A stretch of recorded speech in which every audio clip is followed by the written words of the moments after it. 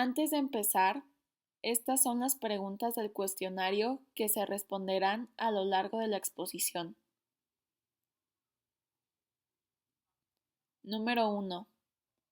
¿Con qué pruebas bioquímicas se puede identificar Corynebacterium diphtheriae?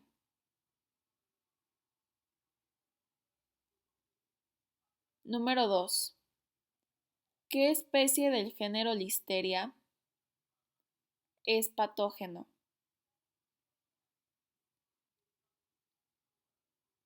Número 3. ¿Cuáles medios están hechos especialmente para el género Listeria?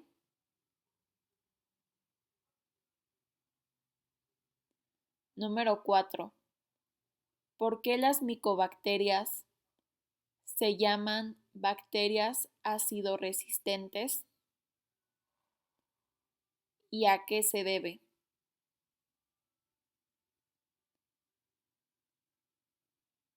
Número 5. ¿Por qué la Mycobacterium leprae no crece en cultivos? Bueno, nosotros somos el equipo 7. Les vamos a exponer tres bacterias diferentes, tres géneros, las cuales serían Corynebacterium, Listeria y Mycobacterium. Les vamos a dar una breve introducción de Corynebacterium. Este género fue creado por Lehmann y Newman en 1896. En este género hay más de 150 especies que son comensales, no patógenas en la faringe, nasofaringe, uretra distal y piel. Las especies patógenas al hombre son la Corynebacterium diphtheriae, que es la que causa la difteria, Corynebacterium ulcerans y Corynebacterium pseudotuberculosis.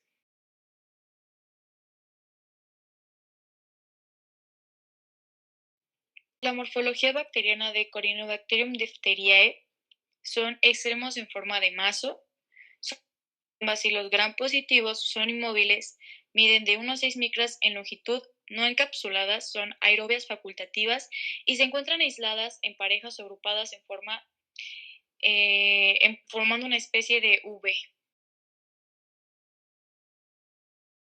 Epidemiología.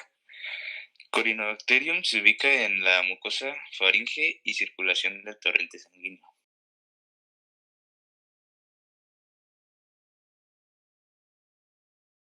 La propagación es de persona a persona mediante la vía respiratoria o vía aérea. Es también en contacto directo y tejidos u objetos contaminados.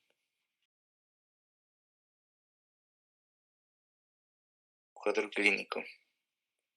Necrosa las células epiteliales que junto a leucocitos y fibrina formará una pseudomembrana que obstruirá las amígdalas, que si se extiende a la nasofaringe y laringe es cuando ocasionan la obstrucción respiratoria. Se manifiesta de 2 a 5 días después de la exposición. Si los síntomas serían fiebre, dolor de garganta, hinchazón de parte del cuello, tos seca y membrana blanca y grisácea en la garganta.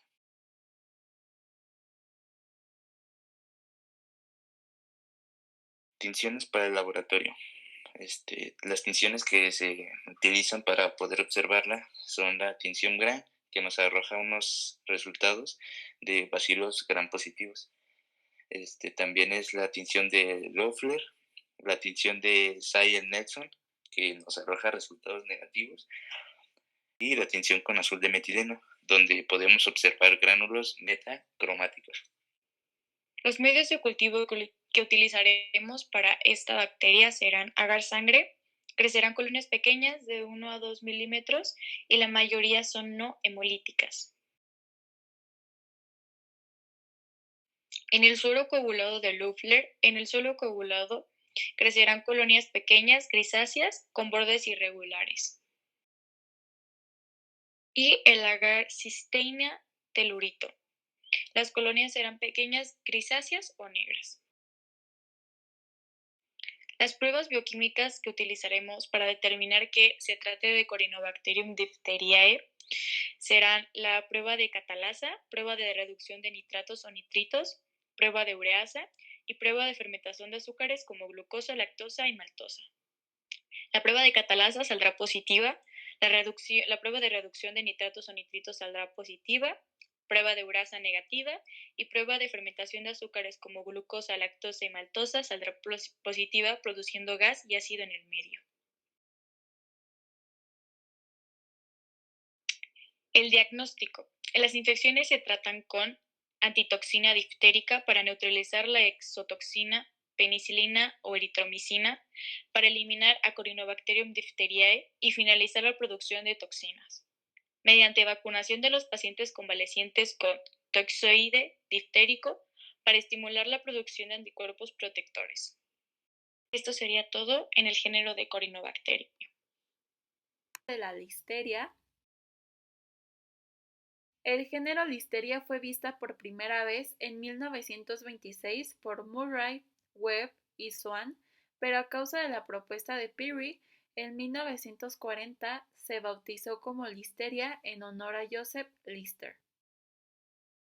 Contiene aproximadamente 19 especies como Listeria ivanovi, Listeria seligeri o Listeria welchimeri.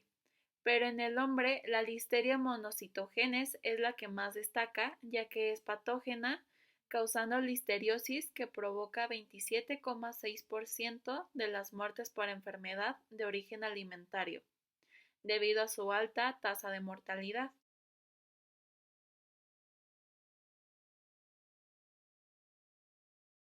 Epidemiología.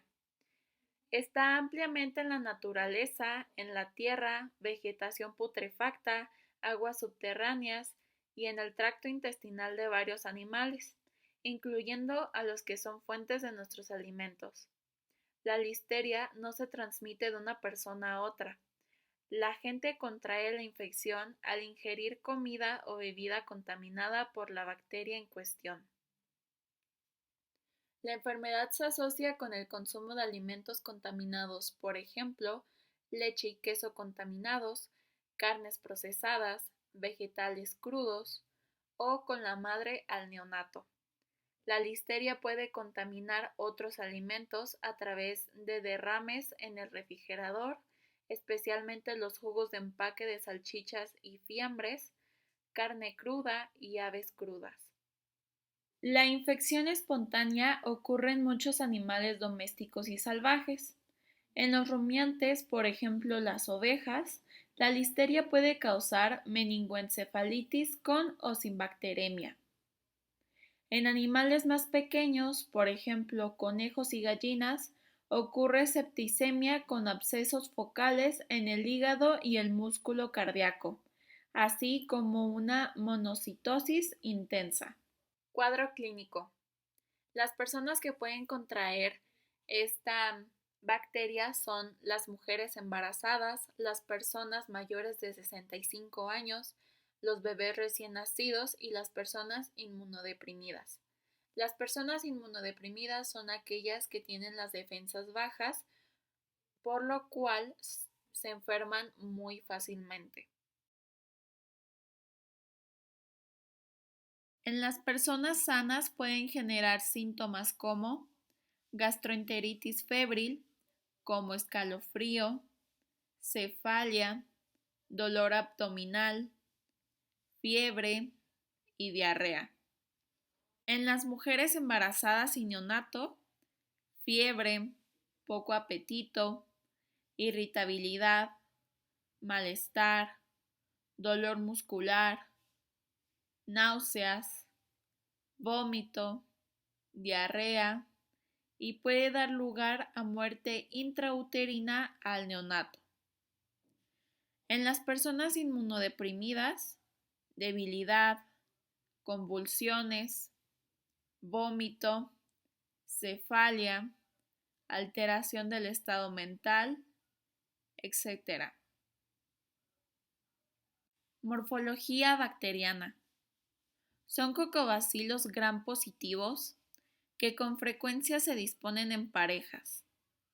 Tienen forma de varilla, a veces un poco curviadas. Miden de 2 por 0.5 micras. Tienen flagelos perítricos. No producen endosporas. No tienen cápsula y son aerobios facultativos. Significa que pueden crecer con o sin oxígeno. Cultivar y aislar en un medio es uno de los pasos a seguir para encontrar la bacteria.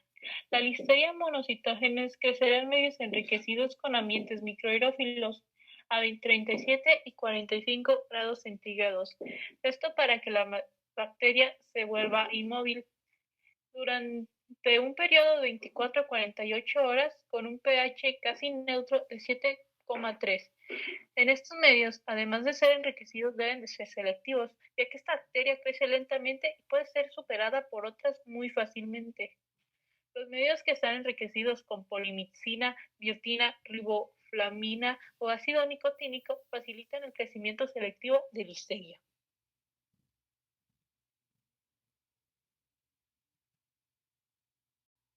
Normalmente, al ser muy común, se usará el agar sangre, ya que en este medio las colonias que serán grises o transparentes, en ocasiones blancas, serán puntiformes y producirán beta-hemólisis que estará alrededor y debajo de las mismas.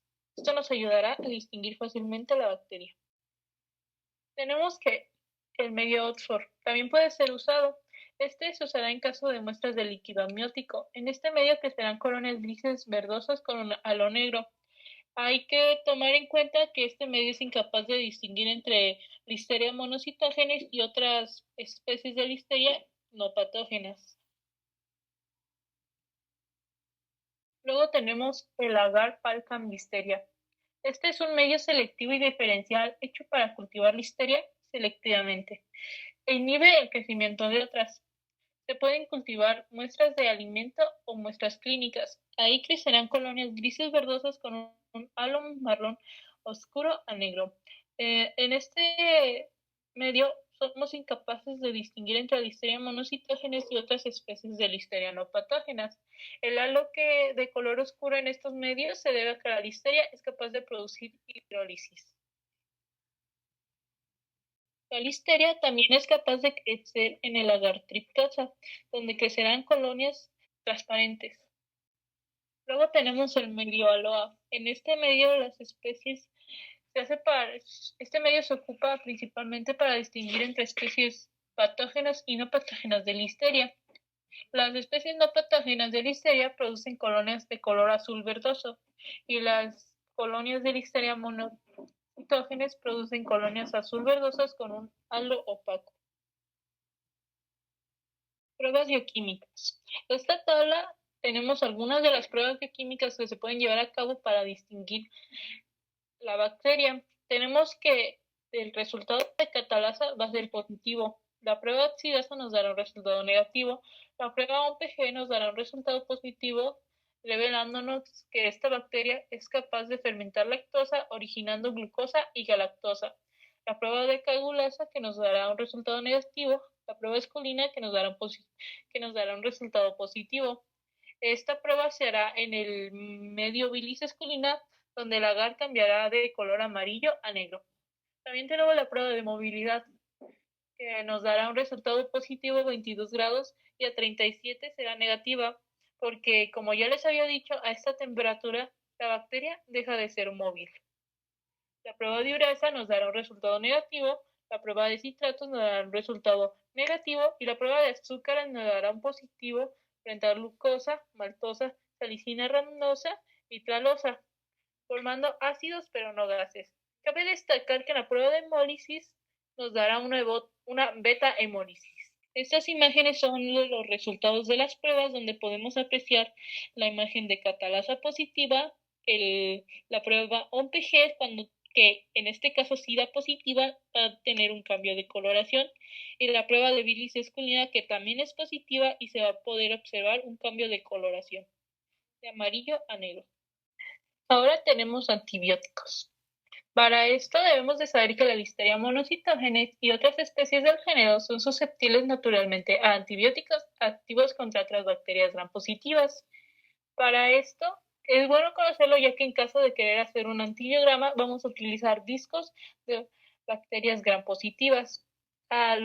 Los antibióticos a los que son susceptibles son el sulfamet, trimet, donde el 100% de las cepas fueron susceptibles, la gentamicina con los mismos resultados, la vancomicina. Este medicamento es importante saber que se usa en caso de existir alguna alergia a la penicilina, el cloranfenicol, donde el 93.3 fueron susceptibles y el resto como que fueron susceptibles y resistentes. Tenemos que la penicilina G, el 13.3 de las cepas resistieron, la ampicilina, el 26.6 de las cepas resistieron, y la eritromicina, el 6.7 resistieron. También tenemos la ciprofloxacina, donde el 86.7 de las cepas fueron susceptibles. Para llevar a cabo un diagnóstico de listeriosis se requiere identificar la listeria en muestras ya sean de líquidos o tejidos biológicos. Estos habitualmente son sangre, líquido cefalorraquídeo, líquido articular, la placenta, el líquido amniótico, secreciones purulentas o esputo.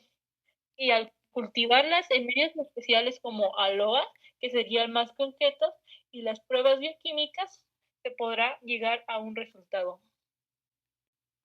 Las micobacterias fueron descubiertas en 1882 por el Dr. Robert Koch, quien anunció el descubrimiento de la Mycobacterium tuberculosis. Esta bacteria es llamado bacilo ácido resistente, ya que son resistentes al ácido alcohol y se necesitará una atención especial para ser tenidas. Se conocen aproximadamente unas 125 especies. Las más importantes patógenas para el hombre son la Mycobacterium tuberculosis, que causa la tuberculosis y es el patógeno más importante, y la Mycobacterium leprae, que es el causante de la lepra. Se contrae por la inhalación de núcleos goticulares, que son gotas que transportan el organismo causante. También se pueden infectar por el tracto intestinal al ingerir leches producidas por vacas tuberculosas. Menos de 10 bacilos pueden iniciar una infección y ataca principalmente a los pulmones. La tuberculosis en algunas personas infectadas, la infección puede progresar o lo que es más común es que se reactiven después de un periodo asintomático que pueden ser años. Esto quiere decir que tú puedes contraer la bacteria, pero no luego te va a dar los síntomas, sino que se van a quedar en tu organismo y se pueden reactivar en un periodo de tiempo. La forma más común de reactivación es la pulmonía, la neumonía crónica con fiebre, tos, pérdida de peso, entre otras, y puede llevar al paciente a la muerte. Hablando del cuadro clínico, las personas con más riesgo a infectarse son los pacientes inmunodeprimidos, fundamentalmente los del VIH, alcohólicos y adictos a las drogas, al igual que vagabundos. Los síntomas que causa esta bacteria en general es debilidad o fatiga, pérdida de peso, falta de apetito, escalofríos, fiebre, sudores nocturnos, disnea, que es dificultad para respirar, entre otros. Ahora hablando de la morfología bacteriana, tenemos que son bacilos, son finas estructuras rectas cilíndricas que miden de 0.4 a 3 micras aproximadamente, y no podemos clasificar las micobacterias en gram positivas o gram negativas con una distinción simple. Como ya dijimos, son ácido resistentes, son resistentes al ácido alcohol. Esto quiere decir que el alcohol etílico y el ácido clorhídrico va a devorar rápidamente todas las demás bacterias excepto las micobacterias. Esto sucede, porque esto tiene una pared celular con un contenido inusualmente elevado de lípidos. Entonces vamos a usar una atención especial llamada Thiel-Nielsen, donde se podrán decolorar y determinar que son gram positivas. Como ya dijimos, son bacilos delgados, ligeramente curvos, inmóviles, son aerobios obligados, no presentan cápsulas ni esporas y son gram positivos. los medios de cultivo. Se debe utilizar uno selectivo y otro no selectivo. Al selectivo tiene que contener antibióticos para evitar la proliferación excesiva de bacterias y hongos contaminantes. Empezando con el medio de agar semisintético, el más común es el Middlebrook 7H10 y 7H11. Contienen sales definidas, vitaminas, ácido oleico, albumina, catalasa y glicerol. Se utiliza para observar la morfología de colonias y se le agrega el antibiótico verde de malaquita. Después tenemos al medio de huevo espesado. El más común es el Lowenstein-Janssen. Contiene sales definidas, glicerol y sustancias orgánicas complejas, como son huevos frescos, yemas, harina de papa, entre otras. Y por último tenemos a los caldos, que los más comunes son los Middlebrook 7H9 y 7H12, que permiten la proliferación de inúculos pequeños.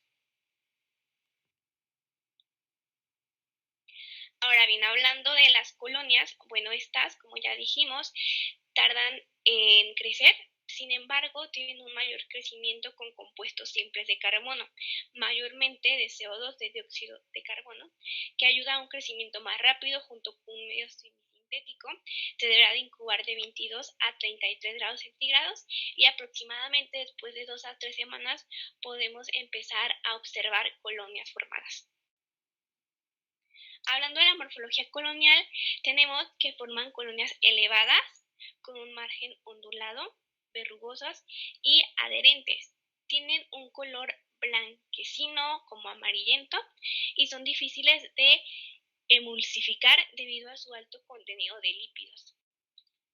Ahora, hablando de las pruebas bioquímicas para determinar si efectivamente es una Mycobacterium tuberculosis, tenemos la acumulación de niacina. Todas las micobacterias no tienen la capacidad de acumular la niacina, que es un compuesto orgánico, y una forma de vitamina B3. Sin embargo, la Mycobacterium tuberculosis tiene enzimas para mantener la niacina. ¿Y cómo vamos a hacer esto? Bueno, en un tubo de ensayo se deberá de colocar una tira de papel filtro impregnado con bromuro de cianógeno. Se va a extraer una colonia de un medio sólido y la vamos a mezclar con un poco de solución salina. Y a esto se le va a agregar nuestro papel filtro que se va a colocar en el fondo del tubo. La aparición de un color amarillo en el tubo indica la acumulación de niacina, dando la prueba como positiva, como se puede observar en la imagen, niacina positiva. La otra es la prueba de catalasa a 68 grados centígrados. Bueno, la mayoría de las micobacterias sí son capaces de producir la enzima de catalasa, pero no todas son capaces de producirla en una condición de temperatura elevada, aproximadamente a unos 68 centígrados por unos 20 minutos. Bueno, esto se realiza en tubos de Lowenstein-Janssen en posición vertical para que la superficie del medio sea inoculada y incubada durante 14 días aproximadamente.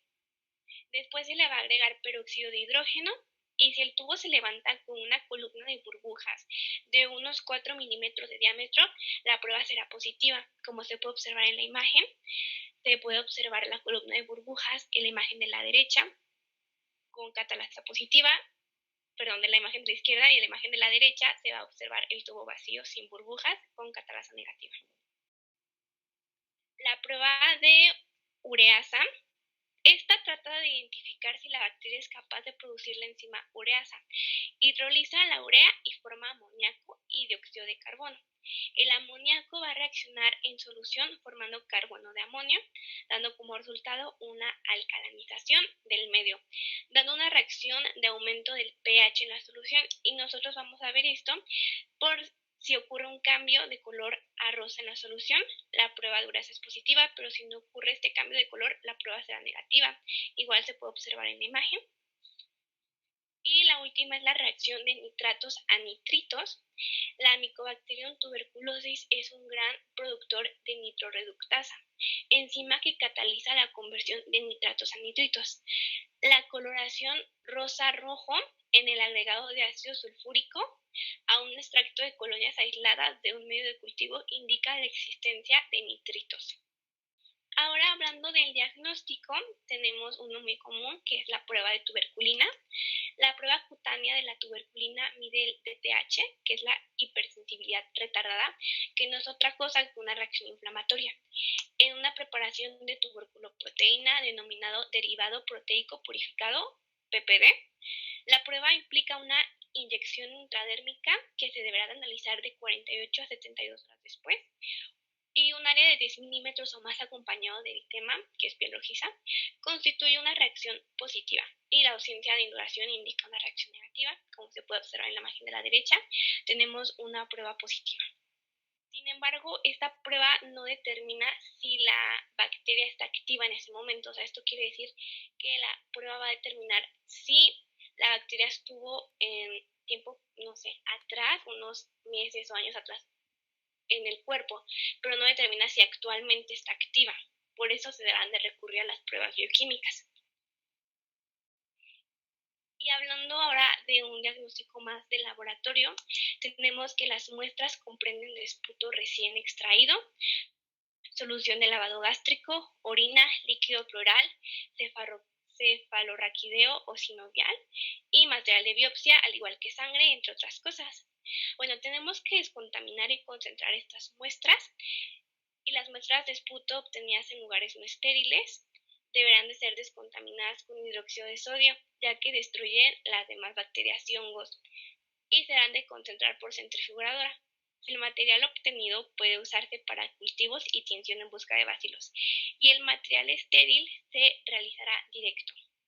Ahora bien, como les comentaba, este tipo de bacteria necesita una atención especial, que es la atención Ciel-Nielsen, y les voy a explicar un poco de lo que trata. Tenemos que preparar un protis, tenemos que poner la muestra en un portaobjetos, después la tenemos que fijar con calor y posteriormente tenemos que cubrirla con carbono fucsina, y vamos a calentar la preparación cuidadosamente en un mechero Bunsen sin que hierva la muestra durante 5 minutos, y tenemos que añadir más carbono fucsina conforme se esté evaporando. La preparación no se debe de quedar en ningún momento seca.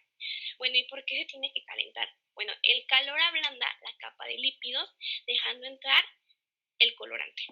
Después tenemos que lavar con abundante agua, tenemos que decolorar con una solución de ácido alcohol, tenemos que volver a lavar con agua, posteriormente vamos a teñir con azul de metileno, vamos a lavar con agua y vamos a secar la preparación. Ya que hayamos concluido nuestra tinción, vamos a observar el microscopio y vamos a buscar bacilos grampositivos ácido resistentes. Hablando del tratamiento, bueno, los antibióticos, la Mycobacterium tuberculosis es una bacteria fisiológicamente resistente a la mayoría de los antibióticos, debido a la típica estructura lípida de su pared celular, que actúa como una barrera permeable únicamente a solutos hidrofílicos que atraviesan lentamente la pared celular. La resistencia de los fármacos antiburculares se produce como consecuencia de la aparición de mutaciones espontáneas en el interior de su genoma. Los bacilos resistentes generados durante este proceso van a convivir con una población de bacilos sensibles, que se van eliminando poco a poco y va a dar como resultado una cepa resistente. Bueno, los antibióticos se clasifican en primera línea y de segunda línea. En primera línea tenemos a los isoniazida y rafampicina, y al igual que piracinamida. Y en los de segunda línea tenemos a camicina, capreomicina y etionamisa. A los de primera línea son los que tienen son los que dan mayor resultado, y los de segunda se usan en caso que sean resistentes a los antibióticos de primera. Mycobacterium leprae fue descrita por Haysen en 1873, 9 años antes de que Koch descubriera el bacilo de la tuberculosis. Causa la lepra y existen más de 10 millones de casos de lepra, principalmente en Asia. Es un bacilo ácido resistente y su pared celular es similar a la de otras micobacterias. La lepra es una enfermedad granulomatosa crónica de los nervios periféricos y tejidos superficiales, en particularidad de la mucosa nasal. La lepra se divide en dos tipos: lepra tuberculoide. Sus síntomas son la presencia de algunas lesiones bien definidas en la piel, con tumefacción. La tumefacción es hinchazón, con nariz crónicamente tapada y muchas lesiones con nódulos en la piel de ambos lados, y las bacterias pues invaden los nervios periféricos. Y la lepra lepromatosa, pues las lesiones cutáneas son más graves, son extensas, simétricas y difusas, en particular sobre el rostro, con el engrosamiento de piel, labios, frente, orejas, y el daño es grave con pérdida de tabique y huesos nasales. La Mycobacterium leprae no crece en cultivos, ya que pues no es capaz como de fabricar por sí misma las proteínas necesarias para sobrevivir. No son capaces ni de reproducirse ni de crecer fuera de las células nerviosas y no se pueden cultivar en laboratorio. Es por ello que se inocula animales para su desarrollo. Su crecimiento es lento y los animales que es más común inocular son los armadillos y los ratones. Morfología bacteriana. La Mycobacterium leprae o bacilo de Heisen tiene un diámetro de 0.3 a 0.5 micras y una longitud de 4 a 7 micras. Es curvado generalmente en uno de los extremos, es más corto que la tuberculosis y es un bacilo ácido alcohol resistente y no retiene niacina. Diagnóstico. Para el diagnóstico se extiende en una laminilla y se tiñe con la técnica de Siegel-Nielsen el material raspado obtenido con el bisturí de la piel o de la mucosa nasal o de algún fragmento de una herida. Tratamiento.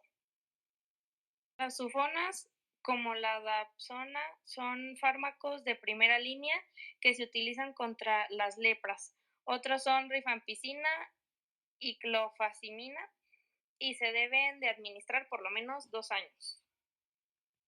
Para concluir con este tema vamos a hablar de otras micobacterias. Vamos a empezar con la Mycobacterium kansai.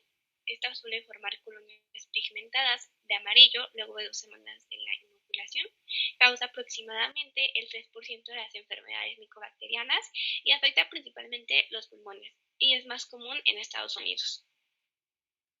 Después tenemos a la Mycobacterium avium intracelular y es un complejo formado por dos, por la Mycobacterium avium y por la Mycobacterium intracelular. Crece más rápido que la Mycobacterium tuberculosis y hay microorganismos que causan la tuberculosis en aves, pero que rara vez hay en humanos, y los otros pueden causar enfermedades en mamíferos. Y es el segundo lugar después de la Mycobacterium tuberculosis en cuanto a importancia y frecuencia. Y por último tenemos a la Mycobacterium scrofaloceum.